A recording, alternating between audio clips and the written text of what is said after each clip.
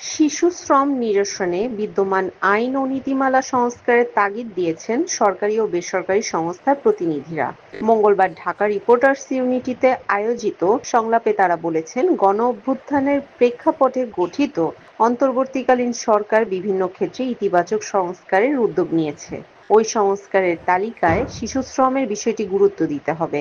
এ বিষয়ে সরকারের দৃষ্টি আকর্ষণে গণমাধ্যম বিশেষ ভূমিকা রাখতে পারে। Action for social development ASD আয়োজিত সংলাপে সভাপতিত্ব করেন এএসডির নির্বাহী কমিটির ভাইস চেয়ারপারসন শামসুন নাহার জলি। মূল বক্তব্য উত্থাপন করেন এএসডির কোঅর্ডিনেটর সৈয়দ শাহিনুর রহমান। আলোচনায় অংশ নেন গণমাধ্যম ব্যক্তিত্ব Mostafa Kamal Majumdar, press institute of Bangladesh PIB এর প্রশিক্ষক জিলহাজ উদ্দনী নিপুণ, নারী ও শিশু বিষয়ক মন্ত্রণালয়ের প্রকল্প কর্মকর্তা হালিমা বেগম, ঢাকা রিপোর্টার্স ইউনিটির সাবেক সভাপতি রফিকুল ইসলাম আজাদ, জাতীয় প্রেস ক্লাবের ব্যবস্থাপনা কমিটির সদস্য শাহনাজ পলি সহ বিভিন্ন গণমাধ্যম ও উন্নয়ন সংস্থার প্রতিনিধিবৃন্দ।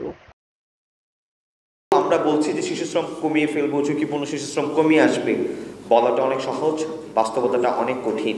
আমরা গ্রামের থেকে বিভিন্ন লোক দেখিয়ে কাজে নিয়ে বাসায় নিয়ে আসি। তাদের বাবা মার কাছ থেকে যখন নিয়ে আসি তখন কিন্তু নানান রকম প্রতিশ্রুতি দিয়ে নিয়ে আসি। তাকে ভালো মন্দ খাওয়াবো, ও ভালো থাকবে, অবসরে তাকে পড়াবো, দুপুরে ঘুমানোর জন্য একটু সময় দিব। কিন্তু ব্যক্তিগতভাবে আমরা কেউই মনে হয় ততটা প্রতিশ্রুতি রক্ষা করি না। শুধুমাত্র তার বাড়ি থেকে, ফ্যামিলির থেকে তাকে আনার জন্য আমরা নানান রকম কৌশল অবলম্বন করি।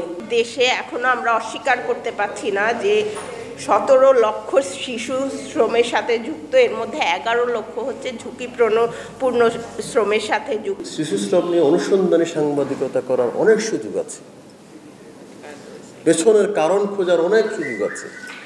কেস স্টাডি, অনেকগুলো কেস স্টাডি আমরা গণমাধ্যমে তুলে আনতে পারি। যদি তুলে আনতে পারি, আমার মনে হচ্ছে যে এই যে সরকারের নানা উদ্যোগ, আমরা সেখানে দেখছি আমাদের যে এনজিও যারা আছেন, এই যে এএসডির মতো স্টেক হোল্ডার, হ্যাঁ, তারপর ইউনিসেফের স্টেক হোল্ডার আমাদের, ওনারা যে গভর্নমেন্ট যে উদ্যোগগুলো নিচ্ছে, এগুলো সফলতা পাবে যদি গণমাধ্যম সহযোগিতা করে।